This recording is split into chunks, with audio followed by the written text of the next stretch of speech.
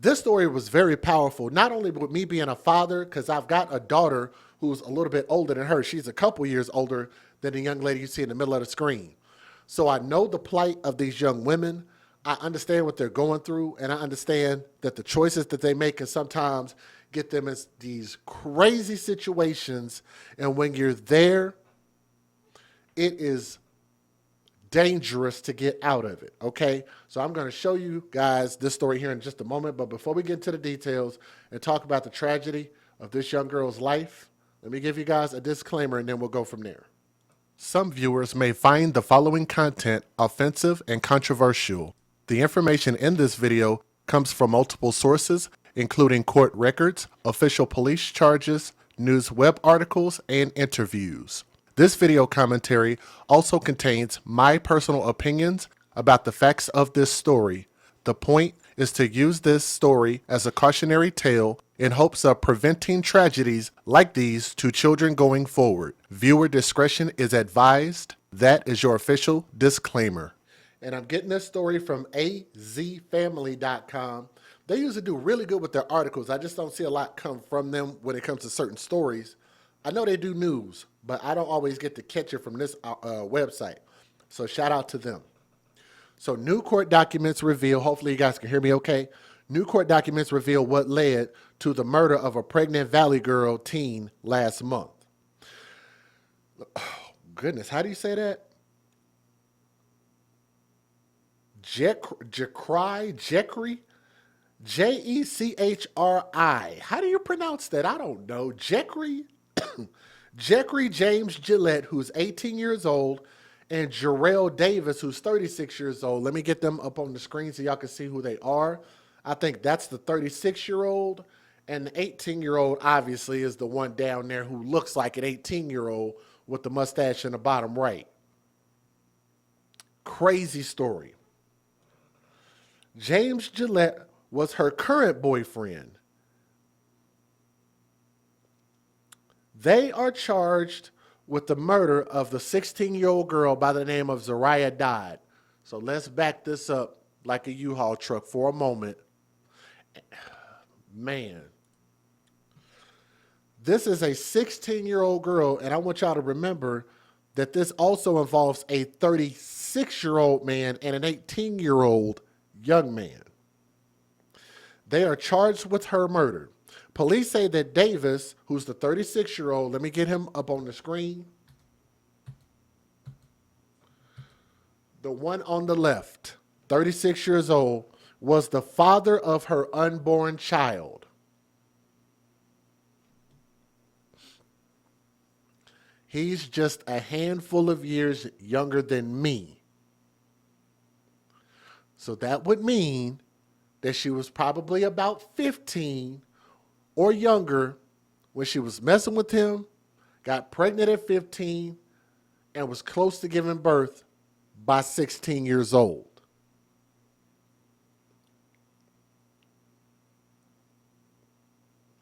Dodd was 22 weeks pregnant at the time of her death. James Gillette was her current boyfriend. Let me see how many of y'all follow that. I said father that. For real. The older dude is the baby dad. The younger dude was in a relationship with a pregnant woman who was pregnant. She's a young woman, very, very young woman. She's in, where is this? It's Arizona. What is the age of consent in Arizona? Let me see. What is the age of consent in Arizona? 18. So yes, this is illegal. That would make this illegal. That would make him a hebephile. That would mean that he had sex with this girl and she couldn't consent to it, so that would be accounted for as statutory rape. And now they're looking at murder. So she was almost 6 months pregnant and already in a relationship with another dude. And guess what? They're both facing murder. Doing the things to create a life of a life that they don't want to take care of. Boy, that's what caught my attention. That would make well, you have the Romeo and Juliet law between the 18-year-old and the 16-year-old. It's some terms in there that kind of go with that. It depends on when he turned 18 and some other stuff. So I don't know if that's necessarily illegal, but it's close. It's very close. It's borderline. Like it's Madonna. It's borderline. Anyway, wow. Crazy. Just that time, just those two sentences alone is crazy. Around 6 p.m. on July the 5th, the day after 4th of July, Phoenix police were called to Maryview Park at 57th Avenue and Osborne Road after witnesses discovered the teen's body. Court documents say that she had been shot in the head. No casings or shell fragments were located at the scene, and the then unidentified girl did not have a cell phone or identification on her. Surveillance footage from a neighbor's home captured the sound of a gunshot around 2:30 a.m. on the day of the murder. Court documents say shortly afterwards, the video shows an unidentified person walking in the park. Less than 10 minutes later, an SUV flashed its headlights in a manner consistent with signaled someone, according to court paperwork. The person then got in the vehicle as it left the area. On July the 9th, Phoenix detectives were contacted by Surprise Arizona, who were investigating Dodd as a missing runaway. Surprise police said that on the evening of July 4th, the 4th of July, Dodd left her group home with a man and did not return. Let me say that again. Left her group home. So if y'all are wondering where her parents were, you would also have to ask, why was she in a group home? It sounds like a failure of her biological mother and biological father. That is where the failure always starts. People are quick to try to point it out. And thank you for the birthday wishes. I appreciate that. It's my birthday weekend, just so y'all know. Thank you. But people are quick to point out where the system fails. But too many times people won't point out where the parents of this 16-year-old girl failed to even get to this point. Okay? Court documents say that Dodd had requested to go to a friend's house that night, but was denied by a caseworker. So they're trying to do their job somewhat. She was granted permission to go for a walk, and that's when the men picked her up. According to investigators, Dodd left the group home with a laptop, a pink and purple tumbler, and a blue purse. That sounds very childlike. Very childlike. Just think about that. Dodd had reportedly texted a friend stating that she had been in the car since she left the group home. We are literally driving in circles, Dodd's text message read, as detailed in court paperwork. She also reportedly texted a girl at the group home and said that she was afraid.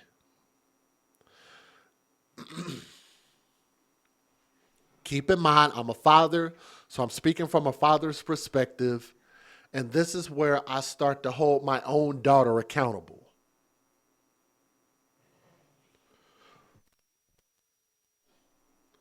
This is where I would hold my own daughter accountable, and as a father, I'd be thinking, this is why you don't put yourself in these situations, and you got too much going on to be pregnant by a dude that's way, way older, and then be allegedly in a relationship with a younger dude who was probably trying to get his little junk wet too. That fool.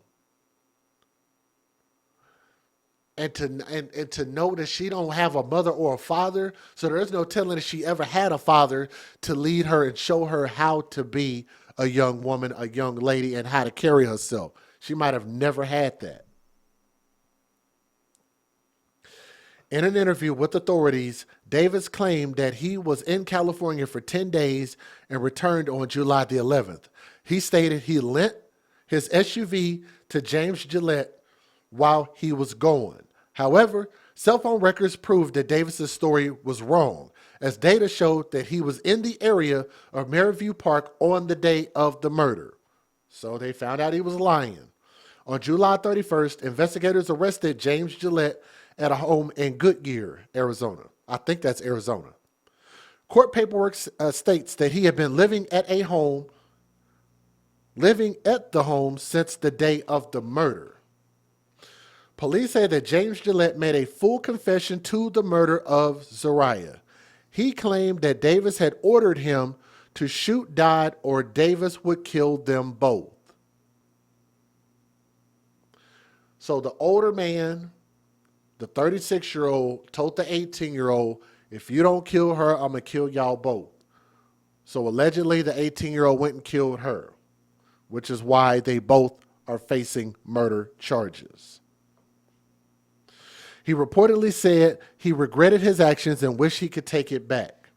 Davis continued to deny being involved or knowing anything about Dodd, but when confronted with evidence, investigators say that he admitted to picking Dodd and James up and dropping them off at the park. Davis left and returned when he got a call from James Gillette, stating that he had killed Dodd. Davis denied ordering Dodd's death, but if you listen to that actually sounds like that's exactly what he did. Dropping y'all off, the business got done, you came back and picked up this young fool. That sounds like you sent him out to murder her. That's exactly what that sounds like. You can't even mistake that for anything else, especially when you lied about being in town anyway. So therefore, here's the thing about me. I'll believe anything that anybody tells me anytime. Unless I find out that you're lying, then I won't believe nothing that you tell me ever. That's just how I work. That's how my mind operates. It's hard to get that trust back from me when you break it once when it comes to lying, okay? Just my perspective. Both men are being charged with 2 counts of first-degree murder, 1 count for Dodd's unborn child. Davis is also facing an additional charge of sexual contact or sexual conduct with a minor. So I'm glad he's getting them for all of that. So let you guys take a look at the news videos. They're relatively short, and then we'll go from there. Federal law allows citizens to reproduce, distribute, or exhibit portions of copyrighted motion pictures, videotapes, or video discs under certain circumstances without the authorization of the copyright holder. This is called fair use. It is allowed for purposes of criticism, news reporting, teaching, and parody, which doesn't infringe of copyright under 17 U.S.C. 107. Yes, this is the girl that was found in the park. So if you guys heard about this, this is a very, very brand new story.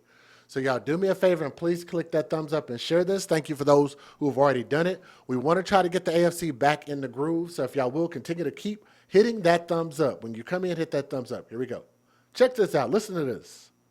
Tonight, we're learning more about a potential motive in the murder of a Valley teenager found shot at a park earlier this month. 16-year-old Zariah Dodd was 22 weeks pregnant when she was found dead back on July 5th, and the father of her child is now accused of her murder. 12 News journalist Sean Rice joining us in studio with what prosecutors are saying about why this murder was carried out. Sean? Yeah, it's one thing everybody looks for, Rachel, in a horrific murder case like this. Why would someone do this? Well, in this case, prosecutors revealed late last night that 36-year-old the father of Zariah's child, Jarrell Davis, may have killed her to prevent her from having that child.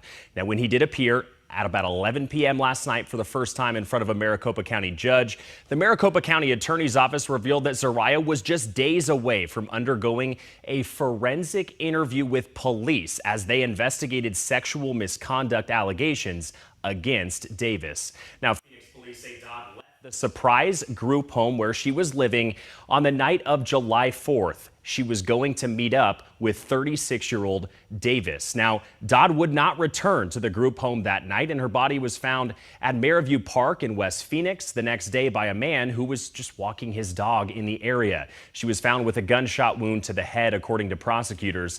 Now, in court late last night, as Davis was accused and advised of his murder charges, more of that evidence against him came to light. Take a listen. Witness statements as well as video evidence connected the suspect to the murder. There was a DNA test also done on the unborn child. That DNA test did confirm that the suspect is the father of that unborn child. And another man, the man here on the right of your screen is 18-year-old Jacry James Gillette. He's also been charged in connection with Dodd's murder. His exact involvement has not yet been disclosed, though prosecutors did say that he was dating Dodd around the same time that she was murdered. Now, both men have been charged with 2 counts of first-degree murder. That would be 1 count for killing Dodd and another for killing her unborn child. They are both being held inside the Maricopa County Jail on $1 million cash-only bonds. Tonight, Fox 10 investigates the murder of a pregnant teenage girl who disappeared from a group home in Surprise earlier this month. That 16-year-old was found dead at a park in Maryvale the morning after the July 4th holiday. And a Fox 10 exclusive, investigator Justin Lund is speaking to loved ones about how this tragedy happened and the search for her killer.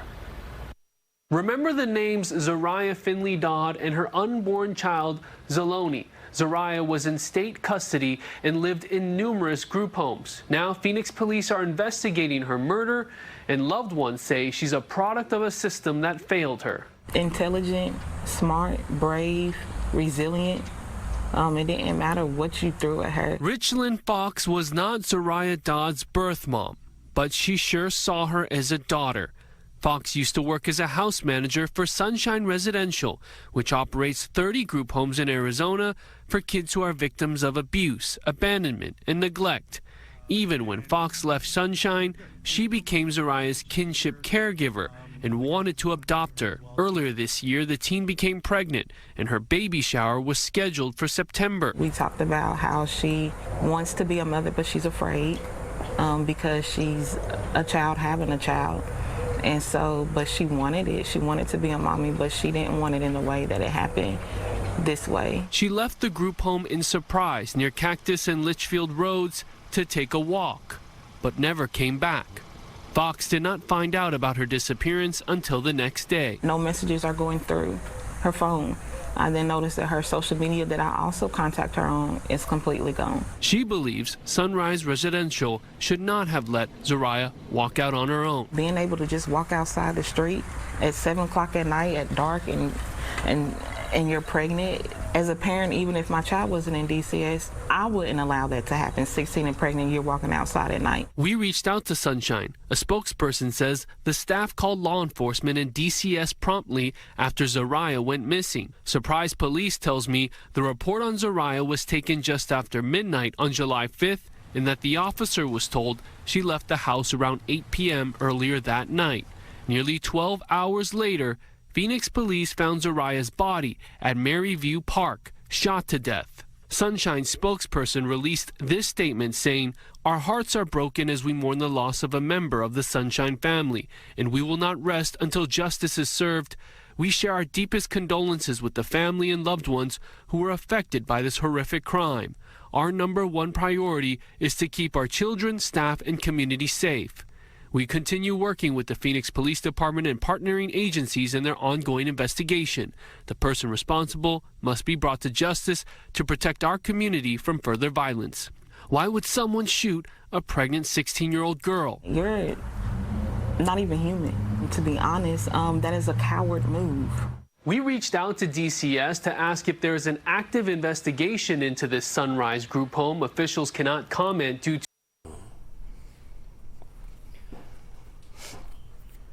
Ain't no faith there. a struggle for Silquane Bernard to stay optimistic, hoping his daughter gets justice. The pregnant teen found dead with a gunshot wound at Maryview Park in Phoenix on the morning of July 5th. I don't believe she was murdered there. I believe she was dumped there. In Phoenix PD's media advisory, officials list the victim as an adult woman. They had stated it was a 20-year-old woman found in the park. They never even mentioned anything about pregnancy. It was just a 20-year-old woman found in the park. But the case report number provided to Fox 10 by Phoenix PD matches the same case number that Zariah's family has been given. Again, she was 16 years old and left Sunrise Residential in Surprise at 8 p.m. on July 4th, reportedly telling staff she was going for a walk. The group home called police just after midnight of the 5th. Her body discovered later that morning in Phoenix. All we've ever wanted to do is get Zariah, raise her, and make sure she was a productive citizen out here.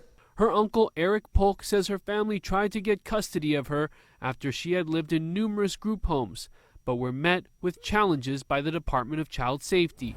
Are my glasses straight? I'm glad you guys are picking up the story because, again, this is her story, but this is many other stories that are happening to these kids and these teens that are not being watched after. How in the hell does a 16-year-old get pregnant in the system? A spokesperson for Sunshine Residential Homes says law enforcement and DCS were notified promptly once she didn't come back. Zariah's family feels this could have been prevented. Questions remain: who was she last with? Why was she shot and killed? And who abandoned her body at a park? They took a beautiful soul away. They took someone who had survivor mentality and wasn't really capable and able to really fully be a kid. Zariah and her unborn child Zaloni will be laid to rest on Saturday. For the years, yet too sweet and small.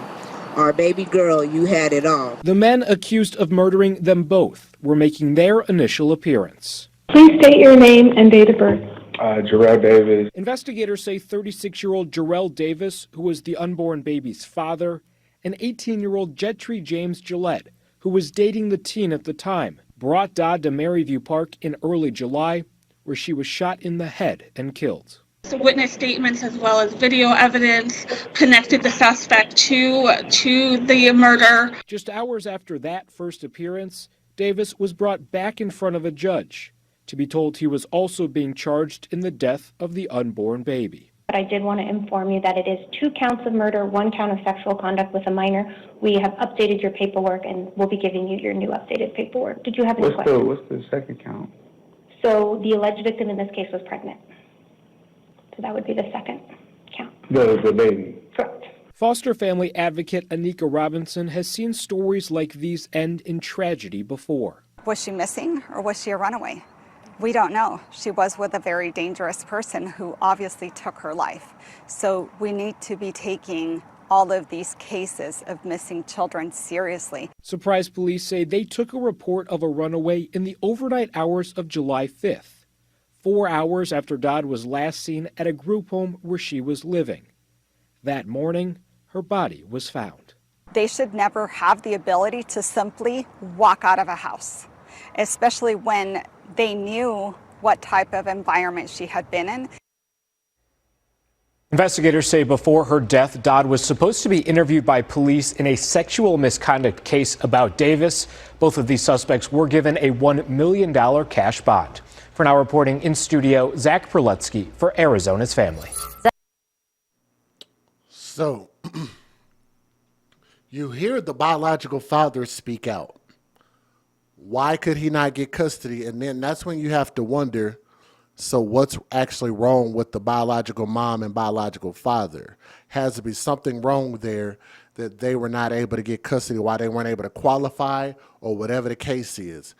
In a situation like this, the state only has these kids because they were put in a situation to where the parents were no longer suitable caretakers, right? This is a fail-safe system when the parents fail, right? When the parents fail, the system is there to try to help hold the pieces together. It's not perfect. It's a very imperfect system. So looking at this from a father's perspective, you'd have to wonder what was it that was so bad, because it had to have been something bad about them, to not only lose custody, but to not be given custody back. Right? Crazy thing. So again, your kid should never be in the system. That's where the failure started. On top of that, yes, there are predators out there, and how they were able to sniff this young girl out is beyond me. I'm assuming it was probably through her having access to social media. I mean, you don't want to cut them off from everything, but this is why it could be a danger, because the predators will find you.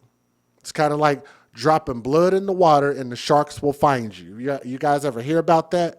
It's kind of like sharks' sense of smell underwater is so sharp that they can smell blood. I think they say like a mile away. Y'all know how far that is for their sense of smell to pick up like that? It's a trigger. And for them to see this young girl on there, they knew what it was, especially that 36-year-old. He absolutely knew what it was, and he did